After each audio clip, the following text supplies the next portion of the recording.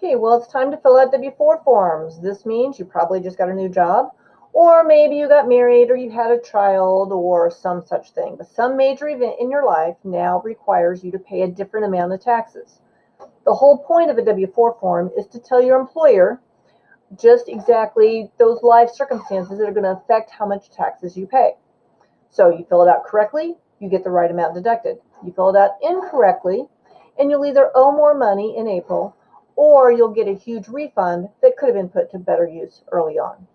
So your W-4 form has 3 sections. There's your basic instructions here at the top.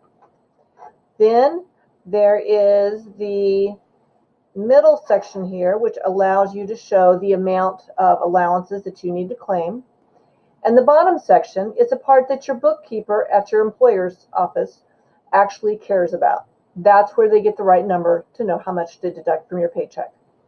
The next 2 pages are just for those other circumstances in life, like itemizing deductions, and if you get married or you have 2 jobs, etc. But for all of the problems in this class, we're only going to do the first page. So, first off, there's a whole bunch of definitions. The biggest one I need you to be aware of is this one called head of household. It's kind of misleading because many of us think, well, if I pay rent on the apartment, I own my house, whatever, then I'm head of household. Well, that's not true. To be a head of household, you must be basically an unmarried or a single parent. Okay?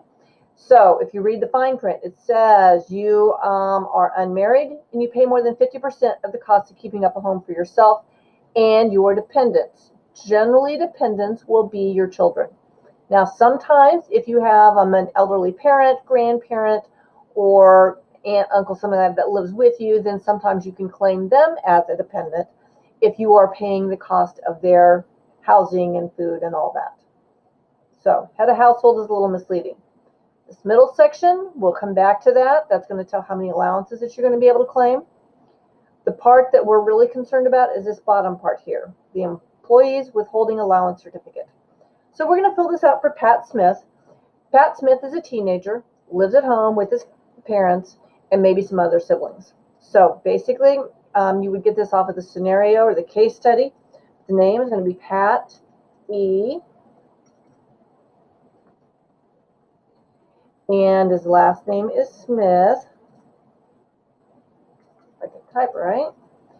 And his social security number is 111-11-1111.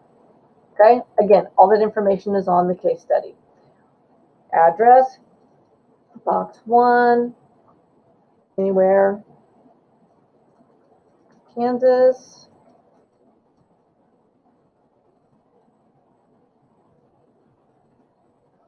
And then, is Pat single, married, or married but withhold at a higher single rate?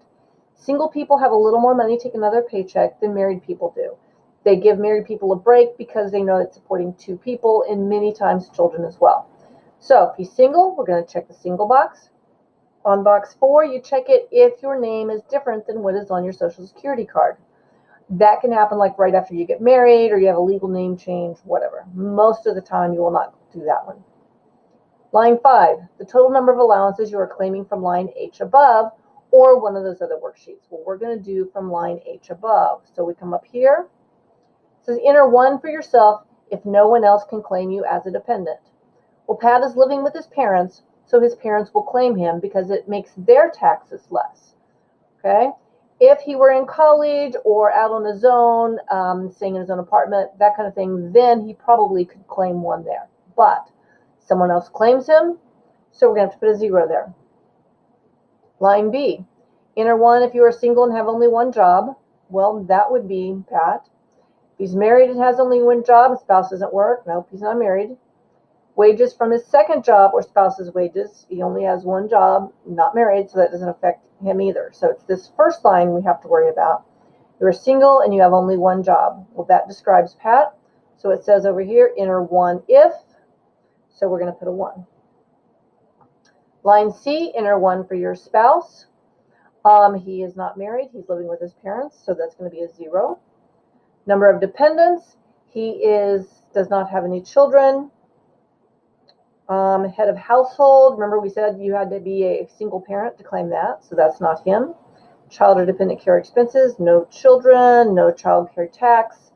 So line H says add lines A through G here. Well, 0 plus 1 plus 0, 0, 0, 0, 0 equals 1. Okay, so remember, you have 1 on line H there. So we come down here and it says what's on line H above? It is 1. So we're going to put a 1 right there. Now, if you had done this and you are married and have a second job, that kind of thing, like for my husband and I, we have 1 child. So we'd have 1 here, I had 1 here, we'd have 1 kid. So you could have like 4 there. But that doesn't mean that I get to claim all 4 and my husband gets to claim all 4. If we do that, they're not taking out enough money.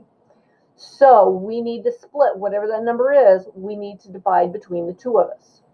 Okay, he can claim them all, I claim none, half and half, whatever. And sometimes you want to time that so that you have the biggest paycheck at the beginning of the month. So it kind of depends on when your paychecks come in. But if you're married, you're going to split those up.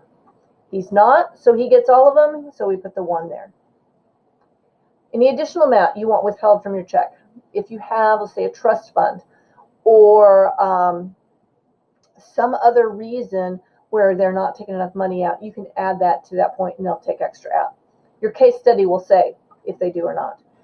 In this case, it is 0. He doesn't want them to take out any more money than they have to. Line 7. Sometimes you can be exempt from withholding if it's like a small job, it's a summer job, it's just for part-time, because you're not going to make enough money to actually qualify to pay taxes. And some of you would fall into that boat. So if that's you, then all you're going to write exempt here and not fill those out. But all the case studies I've given you, nobody will be exempt. Then you would just need to sign it. So you can print out, you're going to sign it, you're going to date it, and that's it. You give it to the bookkeeper. The bookkeeper uses this number right here then to figure out just how much money to take out of your paycheck to send to Uncle Sam to pay your taxes. And that's it. You're on your way to earning your own money.